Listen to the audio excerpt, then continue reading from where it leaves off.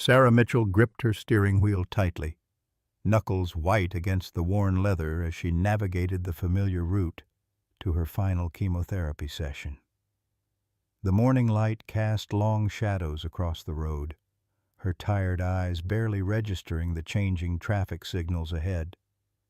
Then a sudden movement caught her peripheral vision, a German shepherd darting between cars at the intersection, thin and matted but somehow deliberate in its movements. 2 years had passed since that terrible night when Jason had stormed out of their home during their final argument, taking Max with him out of pure spite, her beloved service dog disappearing into the darkness despite her desperate screams.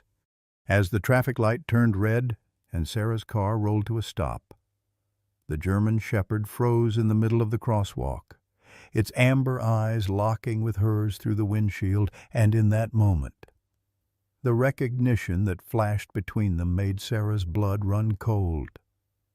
Leave a like and share your thoughts in the comments along with the city you're watching from now. Let's continue with the story. Oak Ridge was the kind of small town that appeared picturesque on postcards but harbored its fair share of struggles beneath the surface. Nestled against the foothills of the Appalachian Mountains, its residents endured harsh winters that seemed to match the hardness of life many faced there. The downtown consisted of a single main street lined with brick buildings dating back to the 1920s.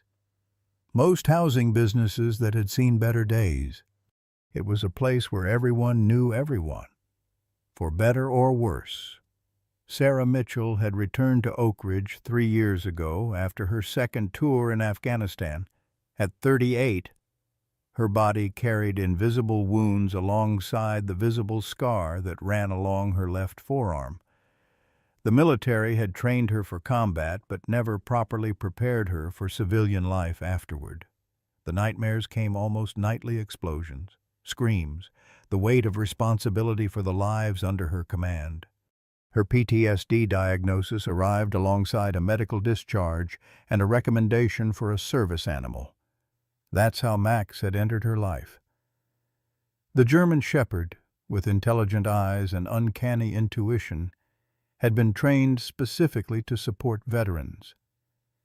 He could sense Sarah's panic attacks before they fully formed, pressing his weight against her legs when her breathing quickened, nudging her hands when memories threatened to pull her back to the desert.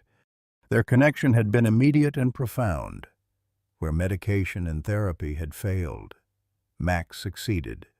Despite her own struggles, Sarah volunteered twice weekly at the local Veterans Center. Those who knew her before Max would barely recognize the woman she'd become with him by her side, capable of leaving her house without checking exits and entrances. Able to shop in crowded stores, even mentoring younger veterans returning home. Dr. Emily Winters, both her friend and physician at the VA Center, had called Max better than any medicine I could prescribe. Before Jason stole Max away, Sarah had built something resembling peace. Her small house on Oak Lane had become a sanctuary rather than a prison of isolation. She'd planted a garden that summer, had even started dating again. Jason Reynolds had seemed kind at first, a local mechanic with a charming smile who fixed her aging truck without overcharging. 6 months into their relationship, his true nature emerged: controlling, jealous, particularly of her bond with Max. The arguments escalated until that final night when he took the one thing that anchored her to sanity. Sarah often relived that night in fragments, jagged pieces of memory that cut her anew each time they surfaced. It had been raining, a cold October downpour that matched the mood of their final confrontation. Jason had arrived at her door already agitated, smelling of whiskey and resentment. Max had sensed the tension immediately, positioning himself protectively between them as they moved to the kitchen. "You care more about that damn dog than you do about me," Jason had accused, his voice rising with each word. Sarah remembered how Max's ears had flattened against his head, how he'd pressed closer to her leg as Jason paced the linoleum floor. "He's not just a dog," she'd tried to explain for what felt like the 100th time. "He's my medical equipment, my lifeline." But Jason had never understood, or perhaps never wanted to understand, how Max was essential to her functioning in the world. The argument had escalated quickly. When Jason knocked a glass off the counter in frustration, Max had barked a warning, not an attack. That's when Jason had snapped, grabbing Max's leash from its hook by the door. "Let's see how well you function without your lifeline," he'd sneered, somehow managing to clip the leash to Max's collar during the chaos that followed. Sarah remembered lunging for them, remembered Max's confused whine as Jason dragged him toward the door. She'd fallen, her hip connecting painfully with the edge of the kitchen table. By the time she regained her footing, the front door was slamming shut, the sound of Jason's pickup engine revving in the driveway. Sarah had run outside barefoot, screaming Jason's name as his taillights disappeared down the rain-slicked road. She'd heard Max's desperate barking fading into the distance, a sound that would haunt her dreams for months to come. The hours that followed blurred together. Sarah remembered calling the police, remembered the responding officer's barely concealed skepticism when she reported her ex-boyfriend had stolen her service dog. "Domestic disputes over pets are civil matters, ma'am," he'd explained, though he did take down Jason's information.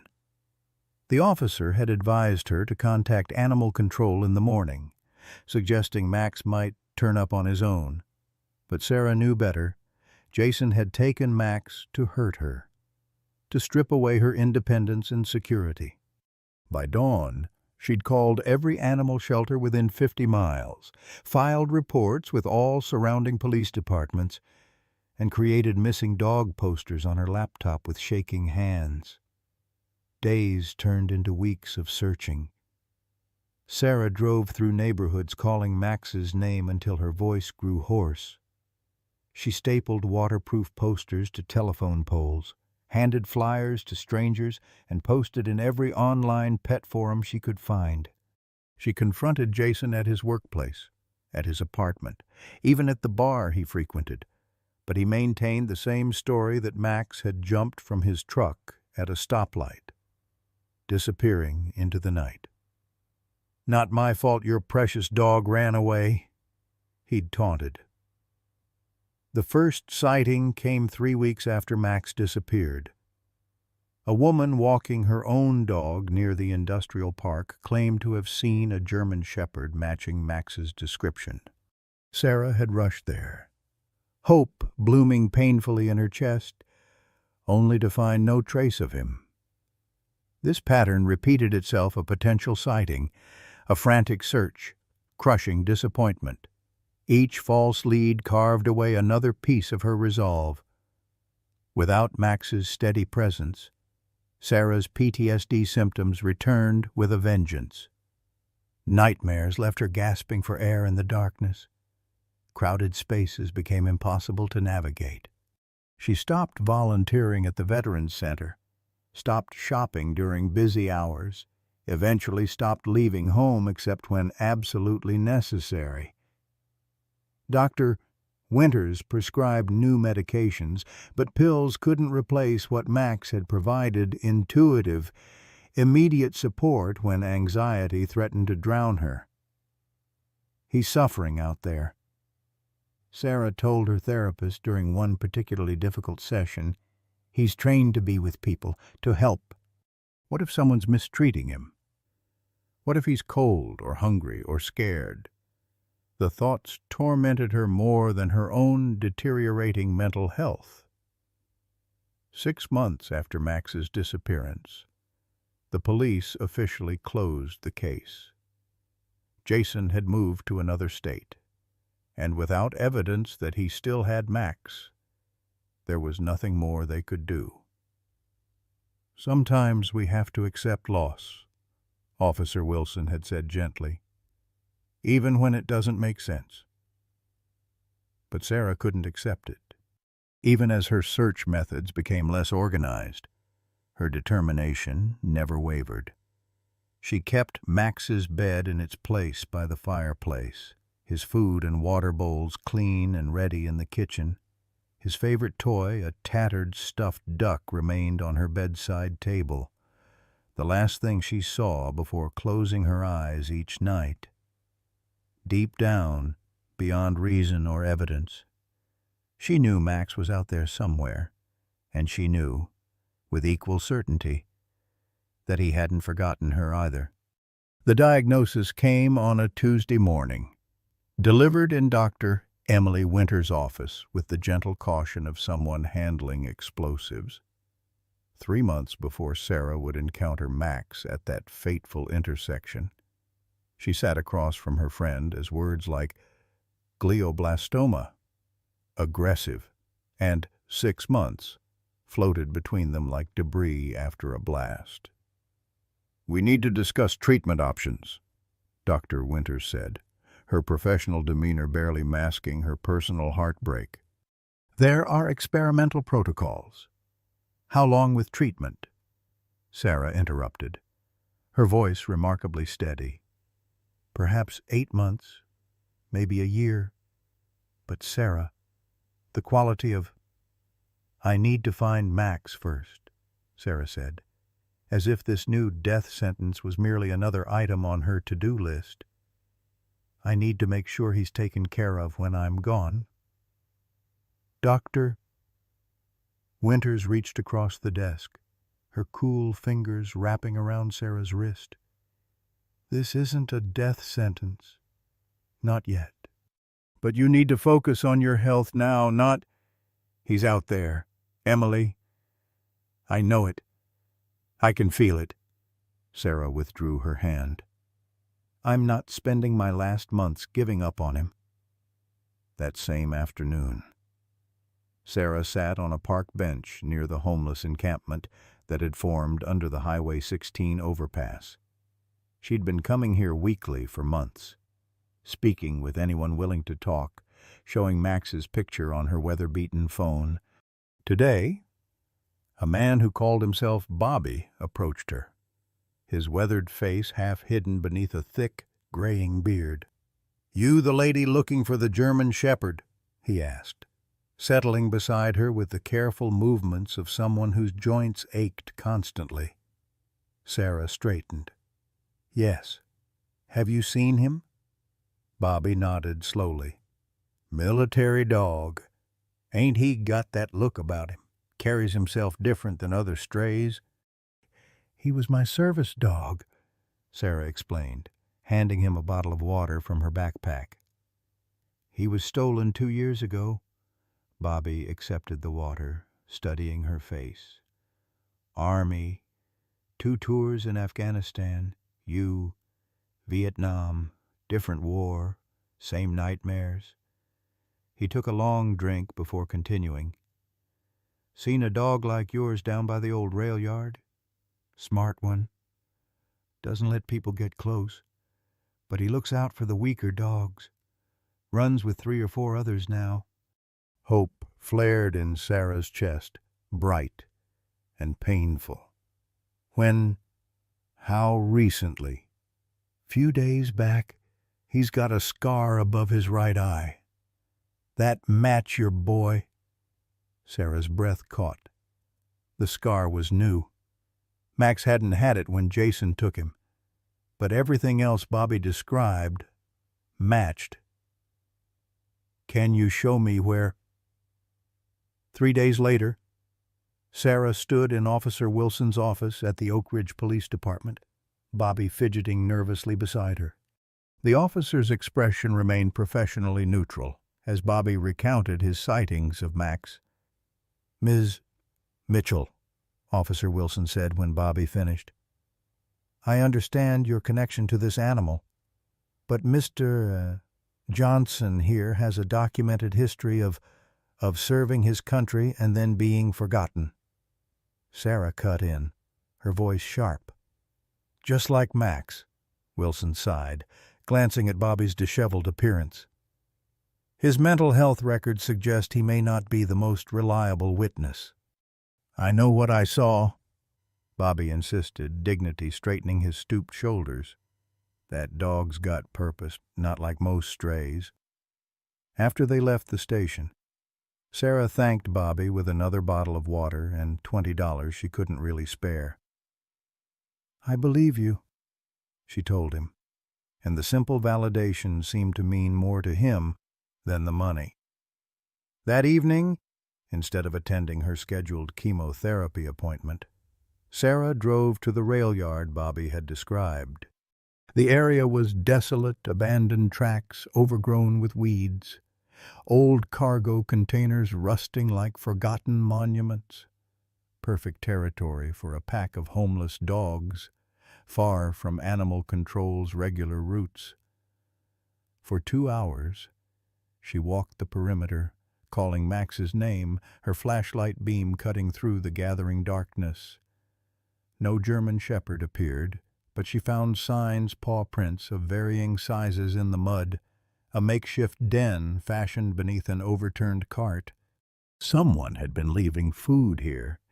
Empty cans of cheap dog food were scattered near a water-filled depression. The next day, Sarah expanded her search. She visited pawn shops along the route from her home to the rail yard, showing Max's picture and describing his distinctive collar tag, a military metal replica her unit had given her, which she'd attached to his collar. In the third shop, a flicker of recognition crossed the owner's face. Custom job, he said, pulling out a ledger. Guy brought it in maybe a year back. Said it was his grandfather's. Sarah's heart pounded as the man located the entry. Jason Reynolds, she whispered, reading the name upside down. That's right. Paid him $40 for it. Military memorabilia sells well. He slid the tag across the counter, the familiar bronze star catching the light. Never put it out for sale, though. Seemed special. Was going to give it to my nephew who's in the Marines. Sarah stared at the small piece of metal that confirmed what she'd always suspected. Jason had lied. Max hadn't jumped from the truck. Jason had deliberately gotten rid of him, even selling his identification to hide the evidence. With trembling fingers, she reached into her wallet, offering the pawnshop owner twice what he'd paid. As the weight of the tag pressed into her palm, rage and determination crystallized into something new, a clarity of purpose that overshadowed even her diagnosis. Jason had taken Max's identification to ensure they wouldn't be reunited, but he had underestimated two crucial things: her stubbornness and the unbreakable bond between a woman and the dog who had saved her life. She would find Max, even if it was the last thing she did. Sarah developed a methodical approach to her search that would have impressed her old military commanders. Each morning, she would rise before dawn, swallow her cocktail of medications, pills for pain, for nausea, for the headaches that were becoming increasingly debilitating, and map out a new section of Oak Ridge to canvas. She kept a detailed journal, marking locations searched, potential sightings, and people interviewed. The rail yard became the center of her efforts, radiating outward in concentric circles of hope. Bobby introduced her to others in the homeless community, veterans mostly, men and women who recognized something of themselves in her desperate determination. They became her unofficial search network, calling her burner phone whenever they spotted a German shepherd that might be Max. Most leads went nowhere, but Sarah followed every one, pushing her weakening body beyond what Dr. Winters deemed advisable. The radiation therapy alone is going to exhaust you, the doctor had warned during Sarah's last appointment. Adding this physical stress could accelerate the tumor's growth. And doing nothing guarantees I'll die without finding him, Sarah had countered, refusing to discuss it further. On particularly difficult days, when the pain medication barely touched the throbbing in her skull, Sarah would sit in Max's training area in her backyard and remember. She'd close her eyes and see him as he had been, powerful yet gentle, alert to her every need. She remembered the day they'd first met at the service dog training facility, how he'd approached her cautiously, studying her with intelligent eyes, before pressing his muzzle into her trembling hand. Their training together had been intensive learning to read each other's signals, building the trust that would allow Max to intervene when PTSD threatened to overwhelm her. "He's exceptional," the trainer had told her. "One of the most intuitive dogs I've ever worked with. Military dogs are already special, but Max has something more, a kind of emotional intelligence you can't train into them." Sarah had witnessed that intelligence countless times. Max knew to wake her from nightmares before they reached their terrifying climax. He could detect her anxiety rising and would place his head in her lap, the weight and warmth anchoring her to reality before flashbacks could take hold. Once, at a 4th of July celebration, he'd led her away from the crowds minutes before the fireworks began, guiding her to a quiet spot where the explosions wouldn't trigger her worst memories. These recollections strengthened her resolve, even as her body weakened. 3 weeks into her radiation treatments, Sarah's thick brown hair began falling out in clumps. She shaved it all off one evening, studying her reflection dispassionately. The gaunt woman staring back from the mirror looked like a stranger, hollow-cheeked, with dark circles under her eyes and a surgical scar bisecting her scalp where they'd performed the biopsy. She thought of Max, how his appearance might have changed during their years apart, and felt a strange solidarity with him. "We're both survivors," she thought. "We're both changed." The first significant breakthrough came from Ellie, a teenage girl who volunteered at the community soup kitchen. She'd been helping Sarah distribute flyers when she mentioned seeing a German shepherd leading a small pack near the abandoned mill. "There were 4 dogs total," Ellie said, her eyes wide with excitement. "The German shepherd was definitely in charge. He kept the others in line, and he had this way of moving like he was always on alert." The description matched Max's training perfectly. Military dogs were taught constant vigilance, a trait that would have served him well on the streets. Sarah visited the mill that same afternoon, carrying Max's old blanket and his favorite treats.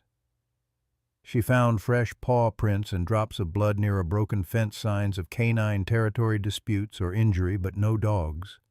She returned to the mill daily for a week, each time leaving food and items carrying her scent. On the 5th day, she discovered the food gone, but the blanket moved, dragged under a rusted piece of machinery where it had been arranged into a crude nest. Heart pounding. Sarah crouched to examine it. The blanket held new scents, other dogs, dirt, and something unmistakable, the musky odor of Max's fur that she would recognize anywhere. "He's been here," she whispered to herself, tears blurring her vision. "He's alive." That evening, a violent headache forced Sarah to her knees in her kitchen. The room spun sickeningly as she crawled to the phone, managing to dial Dr. Winter's number before vomiting into the trash can beside the counter. 2 hours later, she was in the hospital, an IV dripping anti-seizure medication into her veins while Dr. Winters examined her latest scan results. "The tumor's growth hasn't slowed," Emily said softly, sitting beside Sarah's bed. "If anything, it's becoming more aggressive. We need to consider hospice options." "Sarah?" "No," Sarah replied, her voice raspy but firm. "Not until I find Max." Emily took her hand, professional distance forgotten. "And then What? Who's going to care for him when you... She couldn't finish the sentence. I have a plan, Sarah said. The Veterans Center has a program therapy dogs paired with vets after their handlers die. Max would be perfect for it. He'd have purpose again. Emily didn't argue further, but her expression remained troubled as she adjusted Sarah's medication dosage. 3 days of rest, she insisted. No searching, no driving. Your system needs time to stabilize. Sarah agreed reluctantly, using the forced downtime to make phone calls instead. She contacted local animal rescue groups, explaining Max's background and current situation. Most were sympathetic but skeptical about capturing a street-smart former military dog who was actively avoiding human contact. These cases are challenging, explained the director of Oak Ridge Animal Rescue. Dogs revert to survival instincts after prolonged periods on the streets. Even if he recognizes you, he may not trust humans anymore, including you. The possibility haunted Sarah through 3 nights of restless sleep. What if Max no longer recognized her?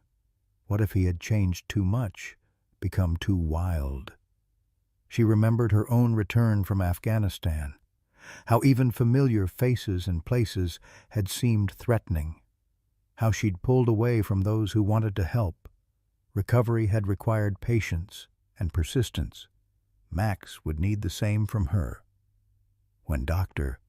Winters finally cleared her to resume normal activities, Sarah discovered something unexpected. Her absence had strengthened her search network. Bobby and his veteran friends had continued monitoring the mill and rail yard, establishing a reliable pattern of Max's movements. They'd observed him leading his small pack on regular rounds from the mill at dawn to a creek half a mile south, then to the rail yard where they spent afternoons, returning to the mill by nightfall. He's protecting them, Bobby told Sarah, pride evident in his voice. There's a smaller dog, some kind of terrier mix, that's got a bad leg. Your Max makes sure it keeps up, stands guard while it drinks or eats. The description brought fresh tears to Sarah's eyes. Even on the streets, Max remained true to his training, caring for the vulnerable, maintaining order. She wondered what horrors he had endured after Jason abandoned him, how he had survived those first difficult months before finding his new pack. Sarah altered her strategy, establishing a feeding station along Max's regular route rather than searching randomly. Each morning, she would place fresh food and water in the same spot, then retreat to watch from a distance. For 3 days, the food remained untouched. On the 4th day, the smaller dogs approached cautiously while Max watched from 50 yards away, his posture alert and protective. It became a ritual. Sarah would leave the food, retreat to her observation point, and watch as Max gradually allowed his pack to eat while he stood guard. She never approached, understanding that trust would take time. Each day, she moved her observation point slightly closer, letting Max become accustomed to her presence from afar. On the 10th day of this routine, Sarah received an unexpected visitor. Officer Wilson knocked on her door just after sunset, his expression uncomfortable as he removed his hat. "Ms. Mitchell," he began formally. "We've received reports of someone leaving food for strays near the old mill. Ordinarily, we'd issue a citation for encouraging wild animals, but..." He hesitated. "I wanted to speak with you first." Sarah invited him in, offering coffee, which he accepted with visible relief. As they sat at her kitchen table, Wilson admitted something surprising. "I've seen the German Shepherd you're looking for," he said. "Been keeping an eye on the situation myself. That's no ordinary stray. The way he organizes those other dogs, how he posts lookouts, that's military training." Hope surged through Sarah. "Then you believe me, that it's Max?" Wilson nodded slowly. I've worked with K-9 units. Those behaviors are unmistakable." He paused, turning his coffee mug slowly between his palms. "There's something else you should know. Jason Reynolds is back in town." The news hit Sarah like a physical blow. Why he moved away over a year ago. Got hired at the new auto shop on Madison. Been back about 2 weeks. Wilson watched her carefully. "He's been asking about you." Anger flashed hot and immediate. "He's the reason Max is out there in the first place." "I know," Wilson said, surprising her again. "I always thought his story about the dog jumping from his truck sounded off, but without evidence." He shrugged apologetically. "I have evidence now," Sarah said, retrieving Max's tag from her bedside drawer. She explained about the pawn shop, watching Wilson's expression shift from professional neutrality to anger. "That's theft of property at minimum," he said, examining the tag. "Could make a case for animal cruelty, too, abandoning a service animal." He returned the tag, his decision visibly forming. "I can't officially sanction what you're doing at the mill, but I won't interfere either. Just be careful. If it is Max, he's been feral a long time now." After Wilson left, Sarah sat by her window watching darkness settle over her yard. Jason's return complicated things. Would he try to interfere if he learned how close she was to finding Max?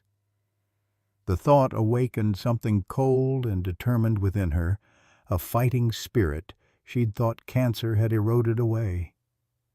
The next day brought another complication. As Sarah approached her usual observation spot near the mill, she noticed a strange vehicle parked nearby, a blue pickup truck she recognized immediately as Jason's. Fear and rage propelled her forward. Had he somehow learned about Max's location? Was he trying to get to Max before she could? She found him standing near her feeding station, watching as the pack of dogs observed cautiously from a distance. Max was clearly visible among them, his posture rigid with alertness, a low growl audible even from Sarah's position. "What are you doing here?" she demanded, her voice causing Jason to spin around. "Sarah," his surprise seemed genuine. "What the hell happened to you?" She knew how she must look 20 pounds lighter, head bare from radiation, skin pallid. But his shock only fueled her anger. "You have no right to be here. Leave. Now." Jason held up his hands in a placating gesture. "I heard you were sick. Cancer. They're saying around town. Thought maybe—" He trailed off, eyes darting to the dogs. Is that him? Your dog?" Sarah stepped between Jason and the feeding station. "You took him from me. You sold his tag. You left him to die on the streets." "I didn't—" Jason began, then stopped, guilt flashing across his face. "It wasn't supposed to happen like that. I was drunk, angry. By the time I cooled down, he'd gotten loose from the truck somehow. I looked for him. Sarah, I swear I did." "For how long? An hour a day?" Sarah's voice shook with fury. "I've been looking for 2 years, and now I'm running out of time." The admission cost her, revealing her vulnerability to the man who had hurt her most. Jason's expression changed, something like genuine remorse crossing his features. "I heard about the diagnosis. That's why I came back. Wanted to make things right before." He didn't finish the sentence. Sarah laughed bitterly. "By what? Finding my dog for me a little late for redemption, Jason." Behind them, The pack had begun a strategic retreat, Max herding the smaller dogs away from the confrontation. Sarah watched them disappearing into the underbrush, her heart sinking. Another day lost, another precious day wasted. "Get out of here," she told Jason wearily. "If you want to make things right, stay away from me, and stay away from Max." To her surprise, Jason nodded, backing toward his truck. "I'm sorry, Sarah. For what it's worth, I really am." He paused at the driver's door. "If I see him around town, I'll call you. No tricks this time." Sarah watched him drive away, unconvinced by his apparent change of heart. As the dust settled behind his truck, she sank to the ground beside the feeding station, suddenly overwhelmed by fatigue. The confrontation had drained what little energy her disease had left her. Overhead, dark clouds gathered, promising an approaching storm. Like her time, the fair weather was running out. The storm that had threatened all day finally broke just after midnight, lightning splitting the sky as thunder shook the windows of Sarah's small house. She sat awake, watching raindrops trace jagged patterns down the glass, thinking of Max and his pack huddled somewhere in the darkness. The weather report had warned of potential flooding near the creek that ran behind the old mill right in the heart of Max's territory. Sleep was impossible. Sarah paced her living room, pausing occasionally to press her forehead against the cool window pane, willing the storm to pass quickly. By 3 a.m, when the rain showed no signs of relenting, she made her decision. She dressed in her heaviest raincoat, packed a backpack with towels, dog treats, and a first aid kit, then headed for her truck. The roads were treacherous, visibility reduced to mere feet ahead of her headlights. Twice, she had to stop as her vision blurred, a symptom Dr. Winters had warned would worsen as the tumor grew. Each time, she waited for the moment to pass, then continued more slowly. She couldn't afford to crash, not when she was so close to finding Max. By the time she reached the outskirts of the mill property, water was already pooling in the lower areas. She parked on higher ground and proceeded on foot, her flashlight beam bouncing wildly as she navigated the slippery terrain. The feeding station had been washed away completely, empty bowls tumbling along with the current of what had been a small, harmless creek just hours before. "Max," she called, her voice nearly lost in the roar of rain and rising water. "Max, where are you?" A sound caught her attention, not barking, but a high-pitched whine coming from the direction of the mill's old loading dock. Sarah redirected her path, sloshing through ankle-deep water that grew colder with each passing minute. The beam of her flashlight caught a reflection, eyes shining in the darkness.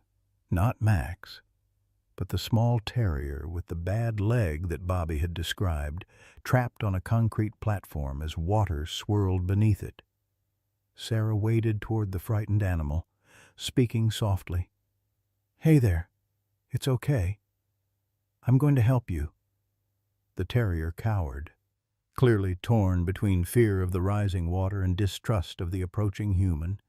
Just as Sarah reached the platform, a powerful form lunged from the shadows, a German shepherd, teeth bared in warning. Sarah froze, her heart hammering against her ribs.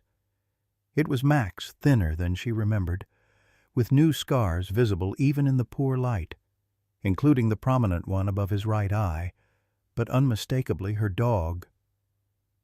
"Max," she whispered, slowly lowering herself to appear less threatening. "It's me, boy. It's Sarah." Max held his ground, a low growl rumbling from his chest. Behind him, Two more dogs appeared, a mixed breed with a patchy coat and what looked like a young Labrador. They flanked Max in a defensive formation that spoke of long practice. Sarah remained perfectly still, allowing the flashlight beam to illuminate her face. "You know me," she said softly. "You remember me." For a long, tense moment, nothing happened. Then, almost imperceptibly, Max's stance shifted. His ears, which had been flattened against his skull, moved forward slightly. His growl subsided. He took a single step closer, nostrils flaring as he caught her scent properly for the first time. "That's it," Sarah encouraged, fighting to keep her voice steady. "It's me, Max. I've been looking for you for so long." The crack of thunder directly overhead shattered the moment. Max startled, backing away as the terrier let out a frightened yelp. Sarah noticed with alarm that the water had risen significantly in just the few minutes she'd been there now, nearly knee-deep and flowing with increasing force. "We have to go," she told Max urgently. "It's not safe here." She reached for the terrier, but Max darted forward, placing himself between Sarah and the smaller dog. His message was clear: the pack was his responsibility. "Okay," Sarah nodded, understanding. "You lead? Then—" The absurdity of the situation wasn't lost on her, a dying woman following a feral dog through a flash flood in the middle of the night. Yet it felt right. Somehow. Natural. Even. She had followed Max's lead during her worst panic attacks. Now she would trust him again. Max turned, nudging the terrier toward higher ground. The other dogs fell into formation, with Max taking the rear position behind Sarah, herding them all toward safety. The group made slow progress through the deepening water, navigating by instinct and the intermittent flashes of lightning. They had nearly reached the old railroad tracks that ran along higher ground when Sarah felt a familiar pressure building behind her eyes, the precursor to the seizures that had become increasingly frequent. "Not now," she thought desperately. "Please, not now." The world tilted suddenly. Sarah stumbled, one knee hitting the muddy ground as her flashlight flew from her grasp. She heard barking, distant and distorted, as if underwater. Through tunneling vision, she saw Max circling back to her, his form wavering like a mirage. Then darkness closed in, and Sarah felt herself falling forward into the rising water. The next sensation was of something gripping her jacket collar, tugging, pulling, dragging her through mud and water. Consciousness returned in fragments, the sound of urgent barking, the feel of rain on her face, the taste of dirt and blood where she'd bitten her tongue during the seizure. When she managed to open her eyes, she found herself on the railroad embankment, partially sheltered by an overhanging bush. Max stood over her, soaking wet and trembling, his teeth still clutched in the fabric of her jacket.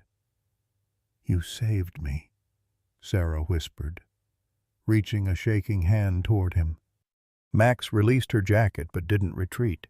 His amber eyes studied her with what Sarah could only describe as concern, the same expression he'd worn years ago when monitoring her for signs of distress. Slowly, giving him every opportunity to back away. She touched his muzzle. The contact broke something open inside them both. Max pressed his head into her palm with a whine that seemed to contain 2 years of loneliness and struggle. Sarah sobbed, wrapping her arms around his wet fur, burying her face against his neck. "I found you," she repeated, like a prayer. "I finally found you." The reunion was interrupted by frantic barking from the other dogs, still huddled nearby. Max pulled away, his attention returning to his pack as the water continued to rise around the embankment, threatening their tenuous safety. Sarah struggled to her feet, fighting a wave of nausea and dizziness. "We need to get to my truck," she told Max, though she wasn't sure if the vehicle remained accessible given how quickly the flood was spreading. The sound of an approaching engine cut through the storm's chaos headlights, swinging wildly as a vehicle navigated the treacherous access road. Sarah squinted against the sudden brightness, raising a hand to shield her eyes. The vehicle stopped, and a familiar figure emerged. "Sarah," Officer Wilson called, wading toward them with a powerful flashlight. "Are you out of your mind being out here?" His uniform was soaked through, his expression a mixture of anger and relief. "The dogs," Sarah explained weakly, gesturing to Max and the others. "They were trapped." Wilson shook his head in disbelief. "The whole area is being evacuated. Drainage system failed upstream. This valley's going to be underwater within the hour." He glanced at the dogs, his gaze lingering on Max. "That him your dog?" Sarah nodded, leaning heavily against a nearby tree as another wave of dizziness washed over her. "I can't leave them." "You don't have a choice," Wilson replied firmly, taking her arm to support her. "You need medical attention. You're hypothermic, and from the looks of it, you've had another episode." "Then we take them all," Sarah insisted, her voice finding strength despite her weakened state. "My truck's up on the ridge. If we can get them there." "Your truck's probably floating halfway to the main road by now," Wilson interrupted. "The water's risen that fast, but my cruiser's on high ground, built for rough terrain. If your dog will cooperate, maybe we can—" Before he could finish, Sarah's legs buckled. Wilson caught her before she hit the ground, cursing under his breath as he assessed her condition. Her skin was clammy, her breathing shallow.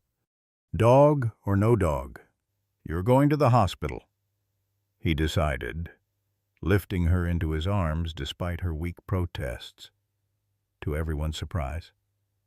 Max followed closely as Wilson carried Sarah to his police cruiser, the other dogs trailing behind like a strange procession. When Wilson opened the back door, Max jumped in without hesitation, positioning himself on the floor near Sarah's feet as Wilson carefully laid her across the seat. "Well, I'll be damned," the officer muttered. "What about the others?" Sarah, struggling to remain conscious, watched as Max let out a soft bark. The other dogs hesitated, clearly unaccustomed to vehicles, but Max's demeanor seemed to reassure them. One by one, they clambered awkwardly into the cruiser, first the terrier, which Max nudged forward, then the others. "Never seen anything like it," Wilson said, securing the door. "Like he understands exactly what's happening." "He does," Sarah whispered, her hand finding Max's damp fur in the darkness of the cruiser. "He always has." The drive to Oak Ridge General Hospital was a blur of sirens and rain-slicked roads. Sarah drifted in and out of consciousness, vaguely aware of Max's solid presence against her legs, his body heat slowly warming her chilled limbs. Upon arrival, hospital staff rushed to the cruiser, only to stop in confusion at the sight of 4 dirty, wet dogs surrounding their patient. "They come to," Sarah insisted weakly as she was transferred to a gurney. "Please." Dr. Winters, alerted by Wilson's call ahead, met them in the emergency bay. Her clinical concern briefly gave way to astonishment as Max leapt from the cruiser to follow Sarah's gurney, the other dogs close behind. "I found him. Emily," Sarah managed, her voice barely audible over the chaos of the emergency room. "I told you he was out there." Emily squeezed her hand, tears mingling with raindrops on her face. "You did it! Sarah, you found him!" She turned to Wilson. "The dogs can't come into treatment, but—" "I'll handle it," Wilson assured her. "Got a friend at the vet clinic. We'll get them checked out, cleaned up. She'll want to see them when she stabilizes." As the medical team wheeled Sarah toward the treatment area, Max let out a mournful howl, straining against Wilson's restraining hand on his collar. Sarah lifted her head weakly. "It's okay, Max," she called back. "I'm coming back. I promise." The last thing she saw before the double doors closed was Max sitting dutifully at Officer Wilson's side, watching her with complete focus, as if memorizing her face all over again after their long separation. Hours later, Sarah woke in a hospital room, the steady beep of monitors replacing the storm's fury. Dr. Winters sat beside her bed, reviewing charts with a furrowed brow. "The seizure was severe," she said without preamble when she noticed Sarah was awake. "Your electrolytes are dangerously imbalanced, and you've developed pneumonia from aspiration during the seizure. We're starting you on antibiotics, but with your compromised immune system—" Sarah turned her face toward the window, where morning light was finally breaking through the clouds. "How much time?" she asked simply. Emily's professional demeanor cracked slightly. "Weeks, not months." "I'm sorry, Sarah." Sarah nodded, accepting the news with a stillness that came from having already faced her mortality. "Where's Max?" "Officer Wilson took all the dogs to Oak Ridge Veterinary Hospital. Max was reluctant to leave. Apparently. Wilson said they had to sedate him to treat his injuries." "Injuries." Sarah tried to sit up, wincing at the pain that lanced through her head. Nothing life-threatening. Cuts, malnutrition, an old fracture that healed poorly. "The vet says he's in remarkably good shape considering how long he's been on his own." Emily paused, choosing her next words carefully. "Wilson called a few hours ago. They've identified one of the other dogs, the terrier. She had a microchip. Her name is Daisy. Reported missing over a year ago." Despite everything, Sarah smiled. "Max found himself a family out there." "It seems so." Emily squeezed her hand. "Wilson's arranging for you to see them later today. If you're stable enough." Sarah closed her eyes, exhaustion pulling her back toward sleep. The knowledge that Max was safe, that he was finally getting proper care after years of struggle, brought a peace she hadn't felt since his disappearance. She had found him, against all odds, despite cancer's merciless countdown. She had fulfilled her promise to herself. Whatever time she had left would be enough, now that Max was back in her life. As she drifted off, Sarah's thoughts turned to the uncertain future. What would happen to Max, to all the dogs, when she was gone? The question followed her into uneasy dreams, where she ran through endless storms, always searching, never quite finding what she sought. 3 days passed before the doctors deemed Sarah stable enough for visitors, canine or otherwise. She'd developed a severe case of pneumonia that left her struggling for each breath, her already weakened immune system battling against the infection. During those 72 hours, she drifted between consciousness and fevered dreams where Max was always just beyond her reach, disappearing around corners or into shadows. On the morning of the 4th day, Sarah woke to find Officer Wilson sitting in the chair beside her bed, his uniform replaced by casual clothes, dark circles under his eyes suggesting he'd been there for some time. "Welcome back," he said, straightening as he noticed her open eyes. "Doc wasn't sure you'd pull through this one." Sarah's throat felt raw, her voice emerging as a whisper. "Max." Wilson's face softened. "He's fine. Recovering at the vet clinic. They wanted to keep him a few extra days to treat an infection in that cut above his eye." He leaned forward, resting his elbows on his knees. "Sarah, that dog hasn't eaten or slept properly since they separated him from you.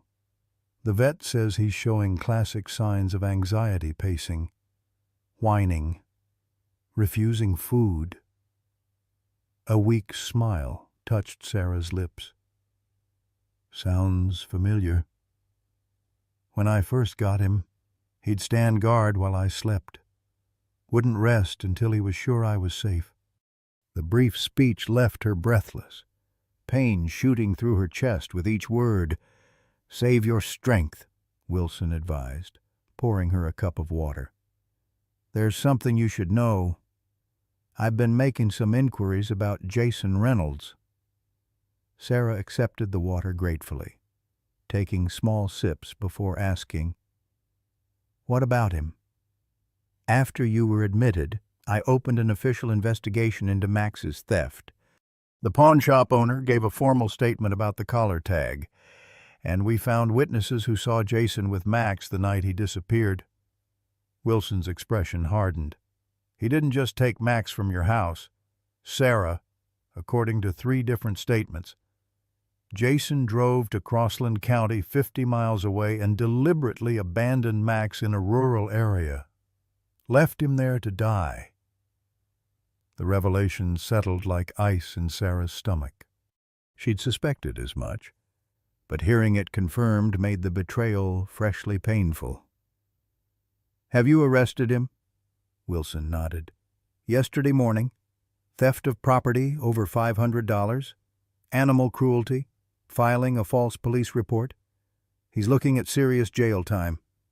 He hesitated before adding, "The strange thing is, he didn't fight it, confessed to everything immediately." Sarah closed her eyes, too exhausted to process what justice for Max meant now, when her own time was so limited. What did it matter if Jason spent years in prison? She wouldn't be here to see it. A light knock interrupted their conversation. Dr.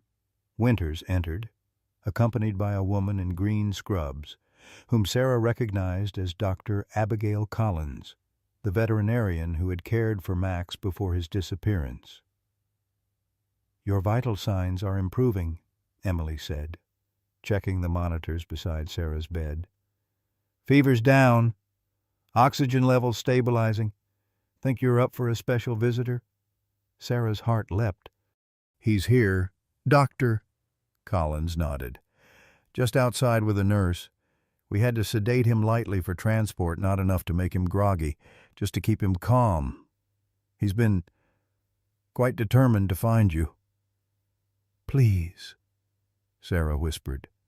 "I need to see him." The doctors exchanged glances, some unspoken communication passing between them before Emily nodded. 10 minutes, no more. Your lungs can't handle any excitement." Collins stepped out, returning moments later with a nurse who guided Max on a leash. The German shepherd's demeanor transformed instantly upon seeing Sarah. His ears perked forward, his whole body quivering with recognition and barely contained emotion. "Max," Sarah called softly, extending a trembling hand. The nurse released the leash, and Max crossed the room in 3 bounds, stopping just short of the bed, his training overriding his eagerness as he waited for permission. Sarah patted the edge of the mattress, and he carefully climbed up, mindful of the tubes and wires connecting her to various machines.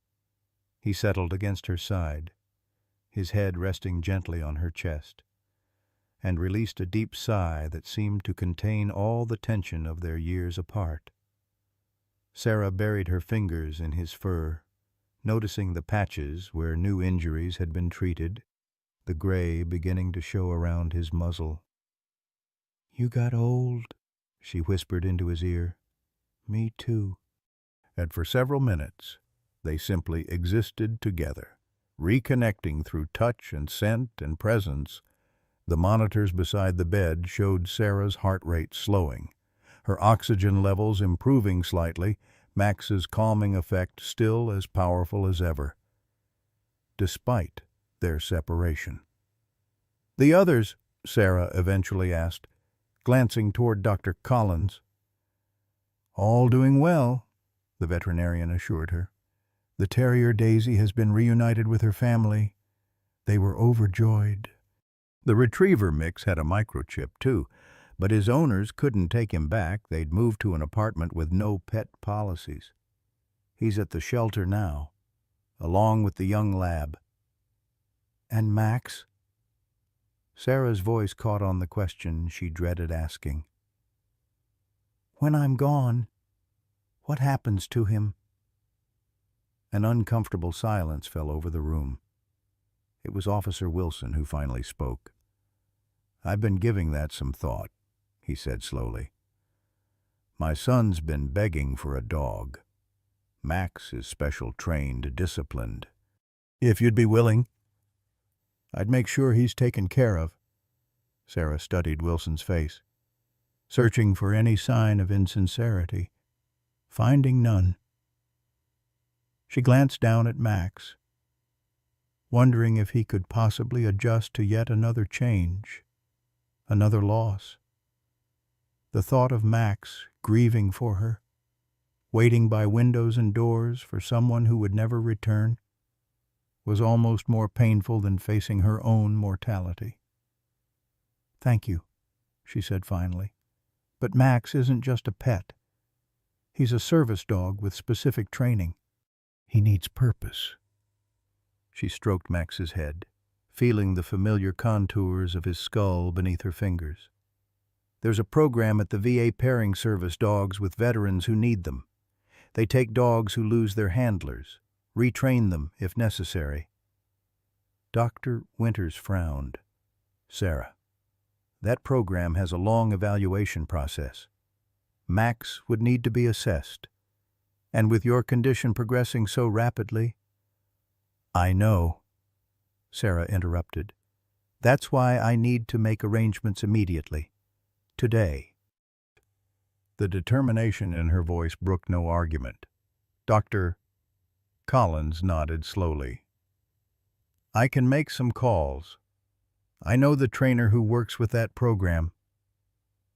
The 10 minutes Dr. Winters had allowed stretched to 15, then 20, as they discussed Max's future. Throughout the conversation, the German Shepherd remained pressed against Sarah's side, as if making up for every moment of their separation. Only when Sarah's eyelids began to droop with exhaustion did the doctors insist on ending the visit. "He can come back tomorrow," Emily promised as the nurse prepared to lead Max away. "Right now. You need rest." Sarah nodded weakly, whispering goodbye to Max as he reluctantly left her side. The moment the door closed behind him, the facade of strength she'd maintained crumbled. Tears streamed down her face. Not the quiet, dignified crying of someone accepting their fate, but deep, racking sobs that shook her frail body. "It's not enough time," she gasped between painful breaths. "We just found each other again." Wilson and the doctors exchanged helpless glances, unable to offer comfort against the cruel reality of Sarah's prognosis. Emily finally administered a mild sedative, staying beside Sarah until the medication took effect, smoothing her friend's hair as her breathing gradually steadied. Later that evening, after darkness had fallen and the hospital corridor lights dimmed for night, Sarah lay awake, staring at the ceiling. The brief reunion with Max had both healed and reopened wounds she'd carried for 2 years. Having him back should have brought closure, completion instead. It only underscored everything she was about to lose again, this time permanently. With shaking hands, she reached for the notepad and pen on her bedside table. If she couldn't have more time with Max, she could at least ensure he understood she hadn't willingly left him. She began writing, her normally neat handwriting rendered almost illegible by weakness. To whoever becomes Max's new handler. His name is Maximilian, but he responds to Max. He was born on March 12, 2018, and trained as a service dog for PTSD. He knows 27 commands. The letter grew, page after page of Max's preferences, habits, and needs. She documented his favorite toys, his dietary quirks, the particular way he liked his ears scratched. She described how he communicated the different barks and body language that signaled various states of alert. She explained his nightmares, rare but intense, likely stemming from his time on the streets. Most importantly, she wrote near the end, her hand cramping from the effort, he will give you everything, his loyalty, his protection, his heart. He sat beside me during the darkest moments of my life and guided me back to light. He survived 2 years of abandonment and hardship, yet never lost his capacity for compassion. He is the finest soul I have ever known. Sarah paused, tears blurring her vision as she considered her final words. How could she possibly convey what Max had meant to her? How could she entrust this magnificent creature to a stranger's care? Please, she wrote simply, love him as I have, and when he looks for me, as he will, tell him I would have stayed if I could. She folded the letter carefully, placing it in the envelope Dr. Collins had provided for Max's medical records and training documentation. Then, exhausted by emotion and effort, Sarah Mitchell closed her eyes, one hand resting on the empty space beside her where Max had lain just hours before. The following morning brought an unexpected visitor to Sarah's hospital room. She woke from a fitful sleep to find Jason Reynolds standing awkwardly near the door, his usual confidence replaced by an uncharacteristic hesitation. He wore civilian clothes, but the handcuffs binding his wrists and the uniformed officer standing guard in the hallway made his status clear. "What are you doing here?" Sarah asked, her voice hoarse from coughing. Jason shifted his weight, eyes darting around the room before settling on her face. "They're transferring me to county jail today. I asked to see you first." He paused, swallowing hard. "I wanted to tell you something about Max." Sarah's hand moved instinctively to the call button. "I know what you did. Wilson told me everything." "Not everything," Jason said quickly. "Please, just 5 minutes. That's all I'm asking." Against her better judgment, Sarah nodded, watching warily as Jason moved closer to the bed, the officer's eyes tracking his every movement from the doorway. "After I took Max that night," he began, "I was still drunk, still angry. I drove out to Crossland County like they said. But I didn't just abandon him." His voice dropped, shame evident in every word. "I thought about hurting him. Sarah, actually considered it. That's how messed up I was back then." Sarah's fingers tightened around the call button, but she remained silent, allowing him to continue. "But when I opened the truck door, he didn't run or bark or try to bite me. He just looked at me with those eyes, like he was disappointed, like he expected better." Jason shook his head at the memory. I couldn't do it. Couldn't hurt him. So I left him there. Figured someone would find him. Take him in. That doesn't change anything, Sarah said coldly. You took him to punish me. You left him to die. I know. Jason looked down at his bound hands. Nothing I say now makes it right. But after I heard about your diagnosis, I came back to find him. Been looking for weeks, checking shelters, asking around. Sarah stared at him in disbelief. Why would you suddenly care? Because I owed you that much. Jason met her gaze directly for the first time. When Wilson arrested me, I was actually tracking a lead about a German shepherd near the old paper mill. That's why I didn't fight the charges. I'm guilty. I did everything they said.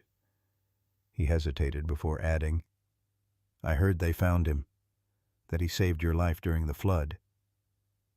The revelation that Jason had been searching for Max struck Sarah speechless. The man standing before her remorseful, accepting punishment, seemed a stranger compared to the volatile, selfish person she had known. He did save me, she finally acknowledged.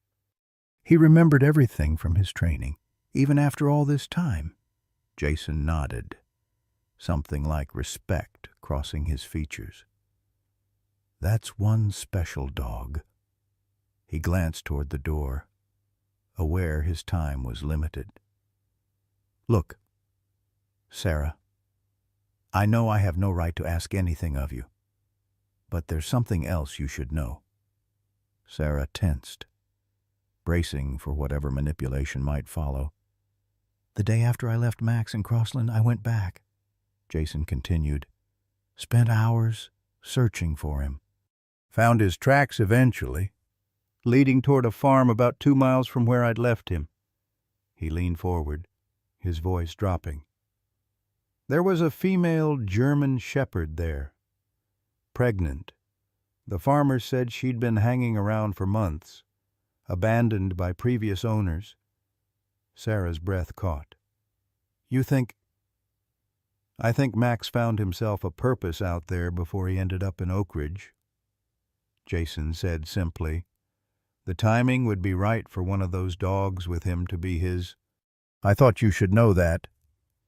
Before Sarah could process this information, the officer stepped forward, tapping his watch. Time's up. Reynolds. Jason straightened, the vulnerability in his expression fading as he reassumed his mask of indifference. That's all I wanted to say. I'm sorry, Sarah, for everything. She watched him leave, emotions churning too chaotically to form a response.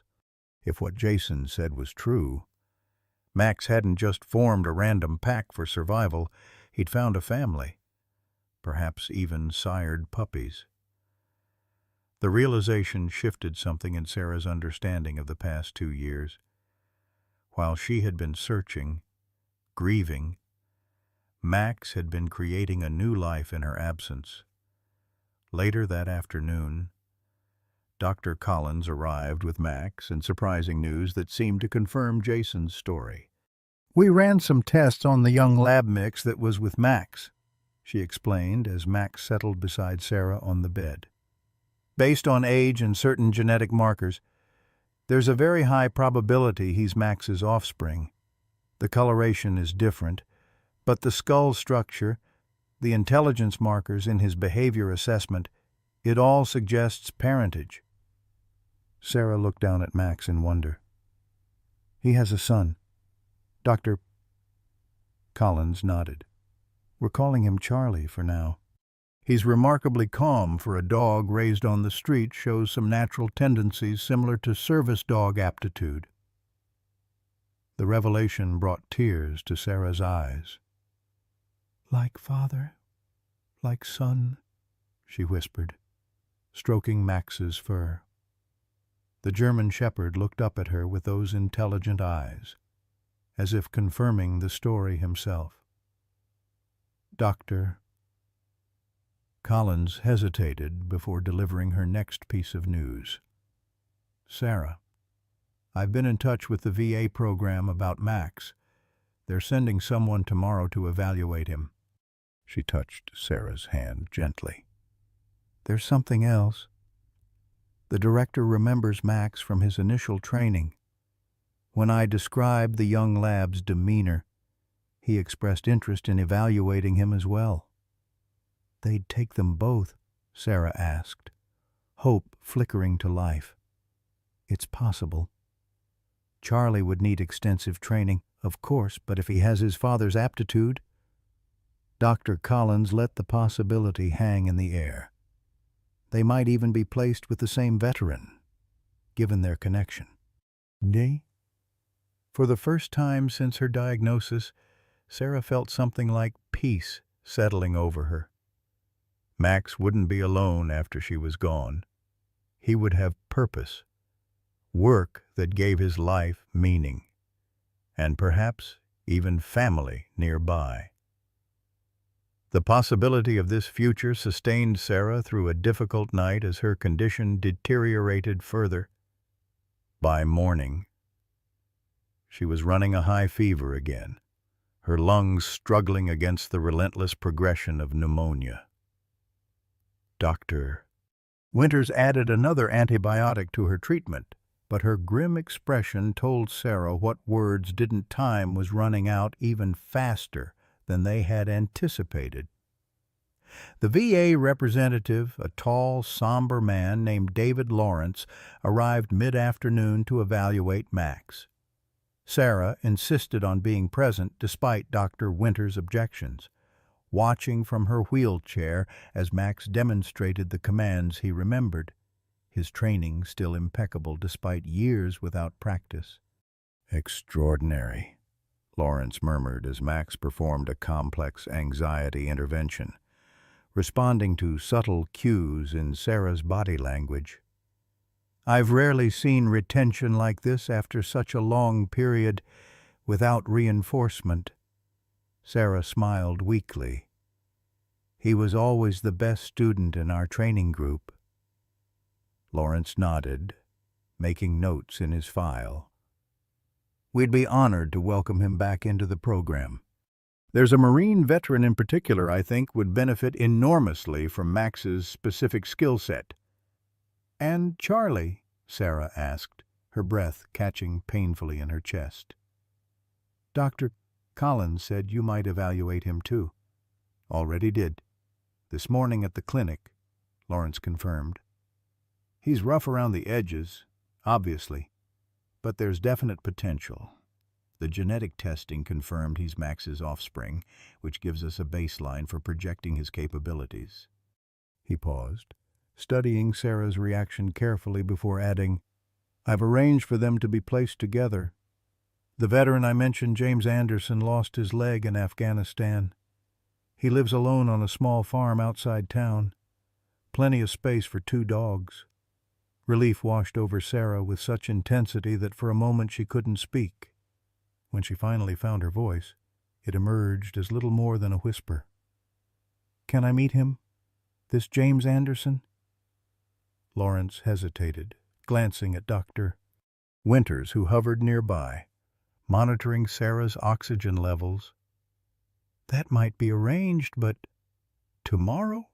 Sarah insisted, forcing strength into her voice. "Please.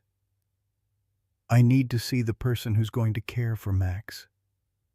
Lawrence exchanged looks with Dr. Winters, who gave a reluctant nod. "I'll bring him tomorrow morning," he agreed, but only for a brief visit.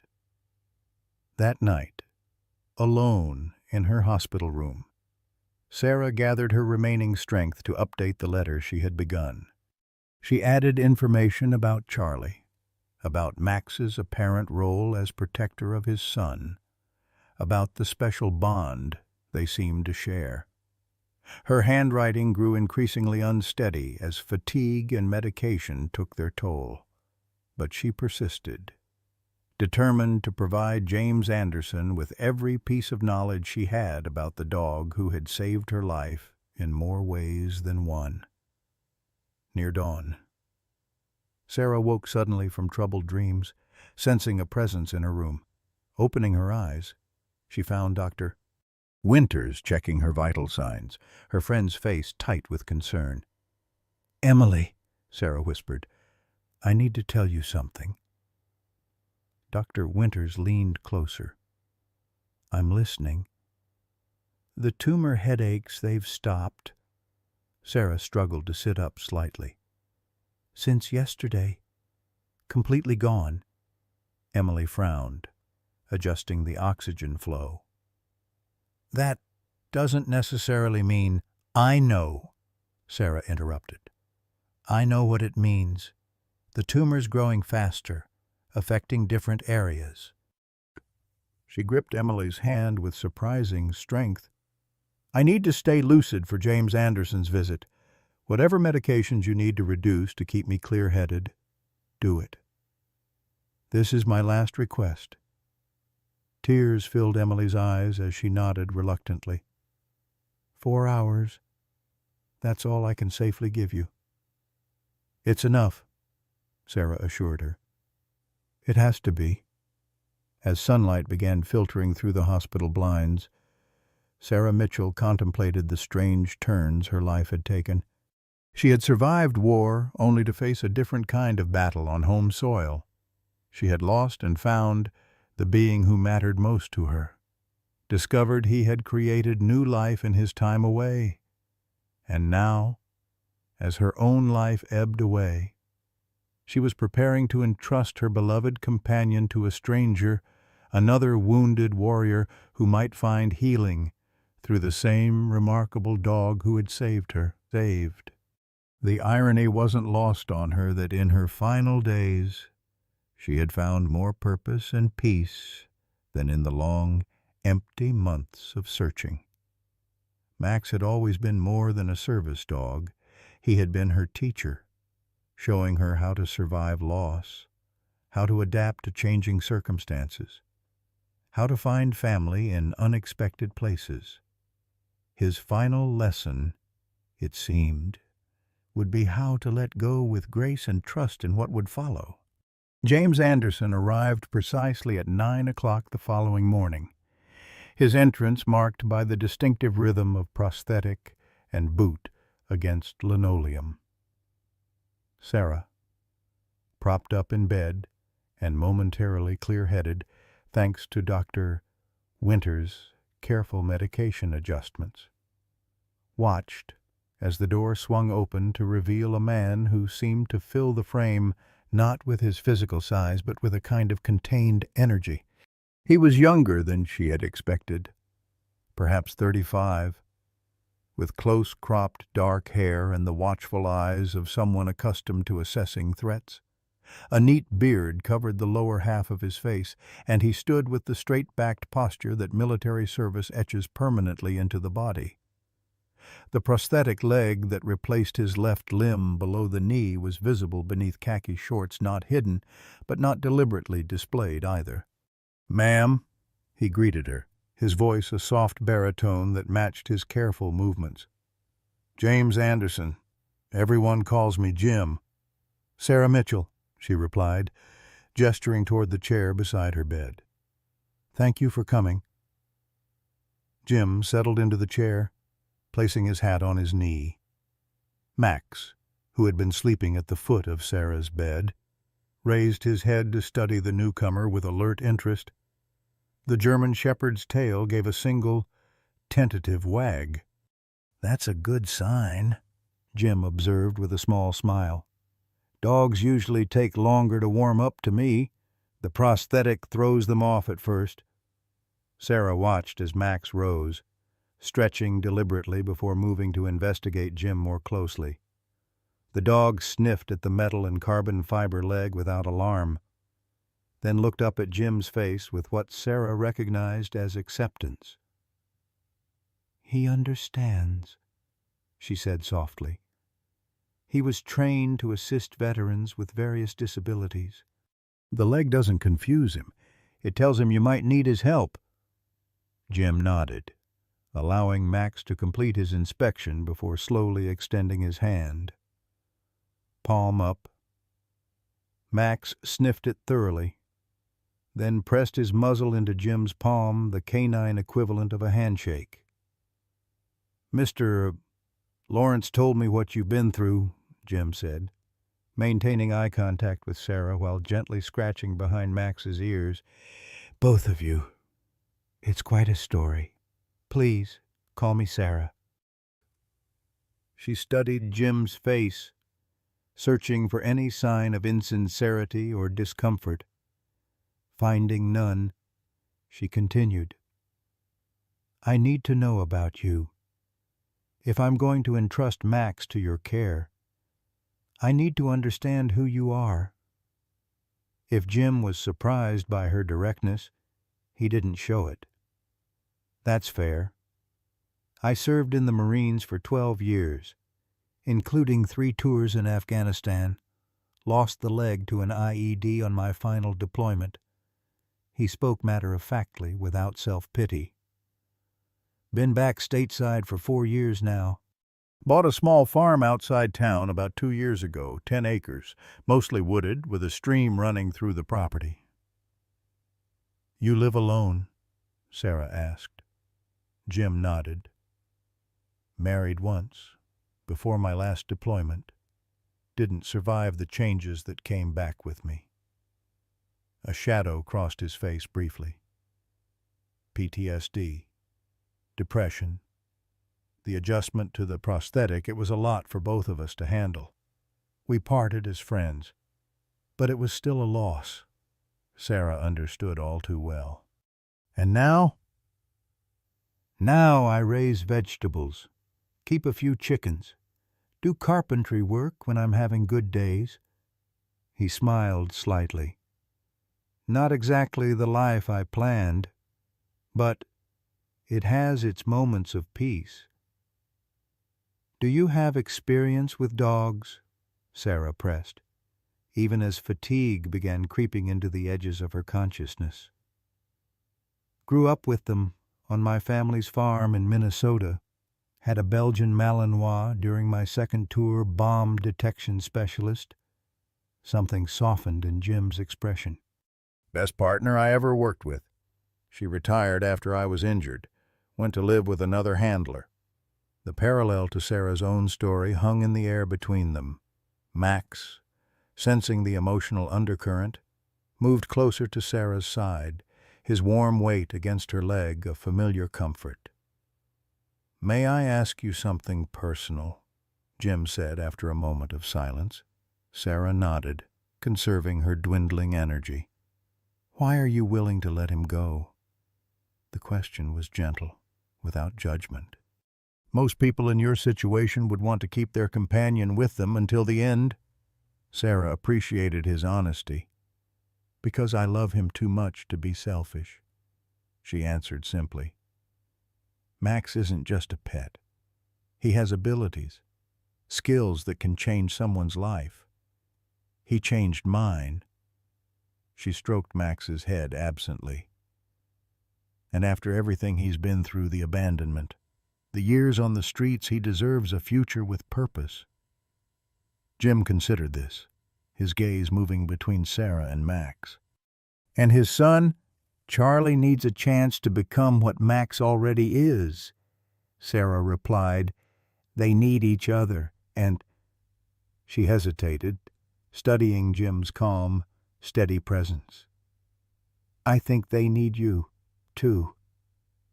Something shifted in the atmosphere of the room, a recognition between two people who had experienced profound loss, yet continued to seek meaning beyond their own pain.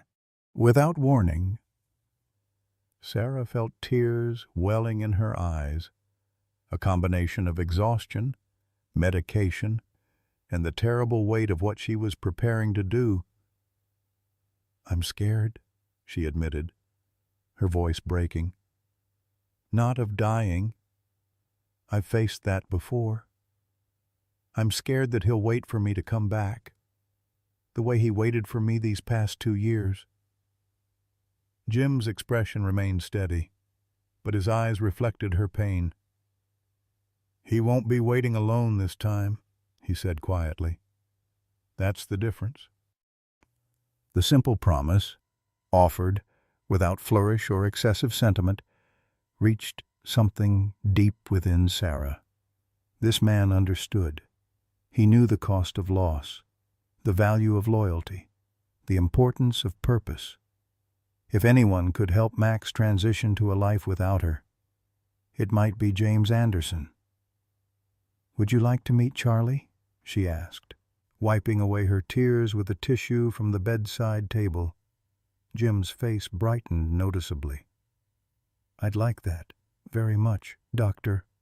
Winters, who had been hovering nearby monitoring Sarah's vital signs, stepped forward. "I can have the clinic bring him over this afternoon, if you're feeling up to it." Sarah nodded, though the movement cost her more effort than it should have. "This afternoon," she agreed. "And Jim, would you bring something of yours?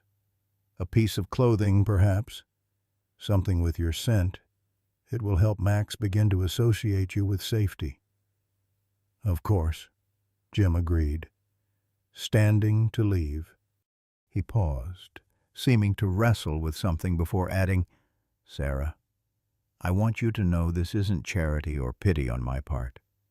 I need Max as much as you think he needs me. Maybe more." After Jim departed, Sarah fell into an exhausted sleep, waking only when Dr. Winters returned with news that Charlie had arrived from the veterinary clinic. Sarah requested to be moved to a wheelchair so she could meet the dogs in the hospital's small garden courtyard, a final opportunity to see Max and his son together in the sunlight. The young lab mix was a revelation leaner than a typical Labrador, with Max's intelligent eyes and cautious demeanor. His coat was a warm golden color rather than Max's black and tan, but the shape of his face, the alert set of his ears, and his watchful gaze were unmistakably inherited from his father. Jim arrived shortly after, carrying a well-worn flannel shirt as Sarah had suggested. He sat on a bench in the courtyard, observing as Max and Charlie explored the small space, their movements revealing their relationship, Max leading, Charlie following, both constantly checking on Sarah's position. "They communicate without sound," Jim noted with quiet admiration. "Just subtle changes in posture and movement." Sarah nodded. Max was trained to alert silently in certain situations. "Looks like he passed that skill to Charlie, without formal training." The next hour passed in a blur of introductions and observations. Jim sat on the ground, allowing Charlie to approach at his own pace while Max supervised the interaction. Dr. Collins demonstrated some basic commands that Charlie had already mastered during his short time at the clinic, his quick learning confirming his inherited intelligence. Throughout it all, Sarah watched from her wheelchair, memorizing details the way sunlight filtered through the maple trees overhead. The careful gentleness of Jim's large hands when he stroked Charlie's coat. The protective stance Max maintained, alert to both his son's new friendship and Sarah's weakening condition. By late afternoon, Sarah's strength was failing rapidly. Dr. Winters insisted on returning her to her room, where Jim followed to continue their conversation while the dog settled on a blanket near the window. "There are things you need to know," Sarah told him, her voice fading as the temporary clarity provided by Dr. Winters' medication adjustments began to wane. "I've written everything down, Max's commands, his preferences, his nightmares." She reached for the envelope on her bedside table with trembling hands. "This is for you. Please read all of it, even the parts that seem trivial. Max notices everything, remembers everything." Jim accepted the envelope reverently. recognizing it for what it was, a mother's final instructions for her child's care, a passing of responsibility that transcended species. "I'll read every word," he promised, "and I'll honor what's written there." Sarah nodded, satisfied. "There's one more thing," she said, her voice barely audible now. "Something I need to do while I still can." Understanding crossed Jim's features. He rose without being asked, gathering Max's leash and his own shirt from the chair beside the bed. "Charlie and I will wait outside," he said gently. "Take all the time you need." When they had gone, Sarah patted the bed beside her. Max jumped up immediately, settling against her side as he had done countless times before. She wrapped her arms around him, burying her face in his fur, breathing in the familiar scent that had meant safety and companionship through her darkest days. "I have to let you go now," she whispered into his ear. "Not because I want to, but because it's time. You have a new purpose waiting a good man who needs you the way I did." Max whined softly, pressing closer as if understanding her words. "You'll have Charlie too," she continued, her tears dampening his fur. "You won't be alone this time. That's my final gift to you." For nearly an hour, Sarah held Max, speaking softly of their time together, of the joy he had brought her, of her hopes for his future. When Dr. Winters finally returned, Sarah knew the moment had come. She kissed Max's head one last time, then nodded to the doctor. "It's time," she said, her voice steadier than she felt. "Please bring Jim back in." Jim entered quietly, Charlie at his heels. The younger dog immediately went to his father, touching noses in silent communication while Jim approached Sarah's bedside. "I've said my goodbyes," Sarah told him, fighting to keep her voice from breaking. "There's just one thing left to do."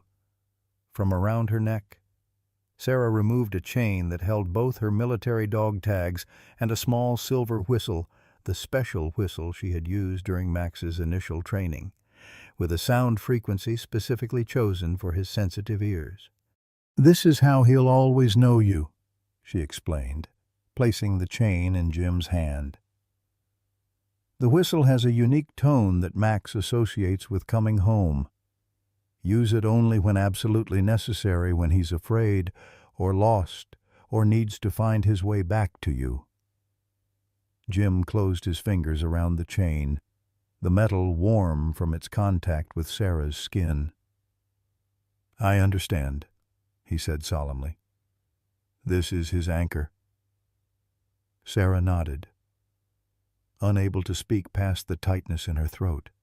She beckoned Max to her one final time, whispering something in his ear that only he could hear. Then, with a strength she didn't know she still possessed, she took Max's leash and placed it in Jim's hand. "His name is Maximilian," she said formally, completing the transfer with dignity despite her breaking heart. "He is a service dog trained for PTSD intervention. He is loyal beyond measure and braver than any human I've known." Jim accepted the leash with equal formality, recognizing the ritual for what it was. "I will care for him as my own," he replied. "His purpose will continue. His courage will be honored." As the door closed behind Jim, Max, and Charlie, Sarah felt something within her shift, not just the continued progression of her disease, but a spiritual unburdening. She had completed her mission. Max would be cared for, would have family, would continue to fulfill the purpose for which he had been trained. The circle that had been broken by Jason's cruelty had been remade into something new and whole. "Doctor, Winters moved to Sarah's side, checking monitors and adjusting medication drips. "You should rest now," she advised gently. Sarah nodded, her eyes fixed on the door through which Max had departed. "I found him, Emily," she whispered. "I kept my promise." And in the weeks that followed, as summer heat gave way to the first hints of autumn, Sarah Mitchell's condition deteriorated rapidly. The pneumonia that had nearly claimed her life during the flood had weakened her already compromised immune system beyond recovery. The tumor progressed exactly as Dr. Winters had predicted, with increasing neurological symptoms that required higher doses of pain medication, gradually clouding Sarah's once sharp mind. Through it all, Jim Anderson came daily, sometimes with Max and Charlie, sometimes alone when Sarah's condition made canine visitors inadvisable. He read to her from books about dogs, told her stories of Max and Charlie's gradual adjustment to farm life, described the small victories of their training sessions together. On good days, Sarah would smile and ask questions. On difficult days, she would simply listen, drawing comfort from the knowledge that her beloved companion was thriving in his new home. On a clear September morning, with golden light streaming through her hospital window, Sarah Mitchell took her final breath. She died peacefully, without pain.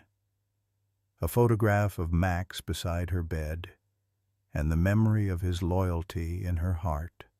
At the small farmhouse outside Oak Ridge, at the exact moment of Sarah's passing, Max rose suddenly from his place on Jim's porch, his ears alert to a sound no human could hear. He stood motionless for several long moments, face turned toward town, while Charlie watched curiously from nearby.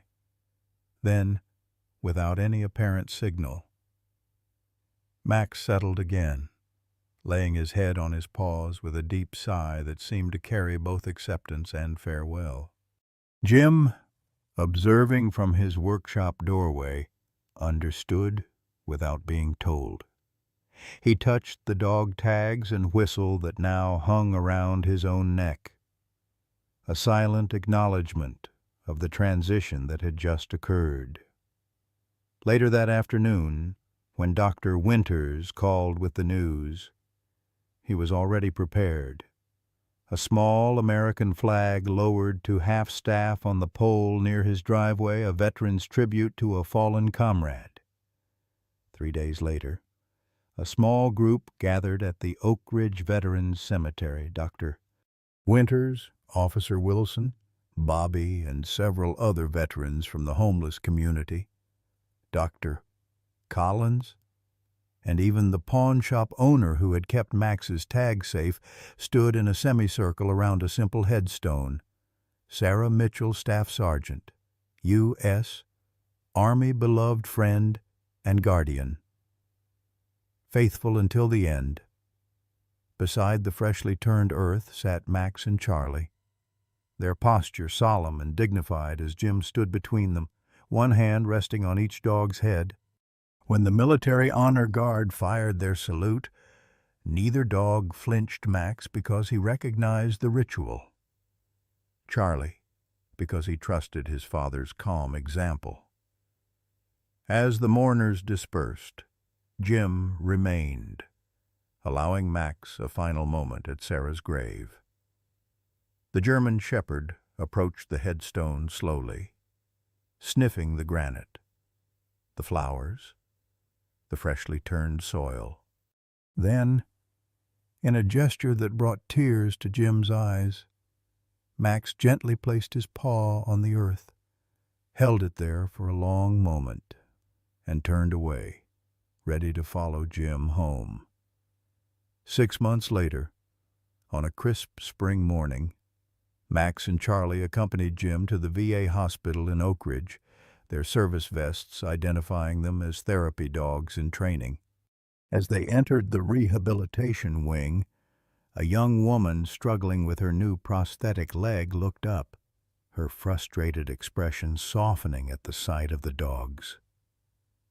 "This is Max," Jim told her, watching as the German Shepherd approached with the perfect combination of gentleness and confidence. "He specializes in anxiety reduction and mobility support.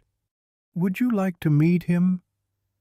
As Max placed his head under the woman's trembling hand, offering the steady, calm presence that had once saved Sarah Mitchell's life, Jim felt a profound sense of rightness.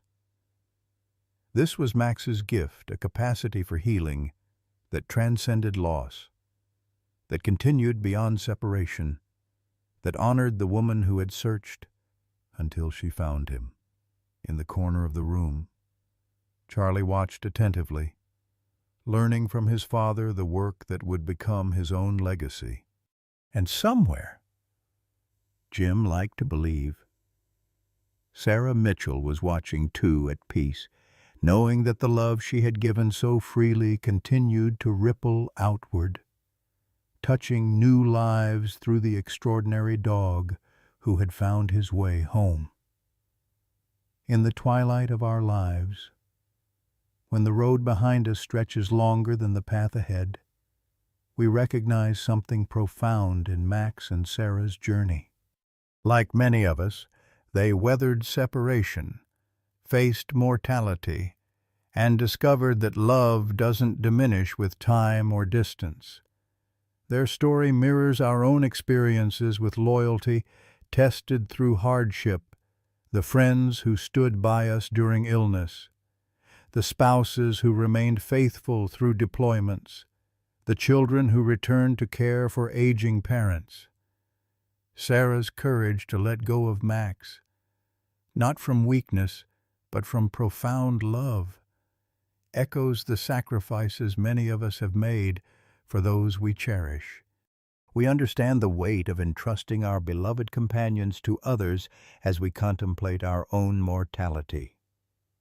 Max's ability to build a new life while honoring his bond with Sarah reminds us that even in our winter years, new purpose awaits if we remain open to it.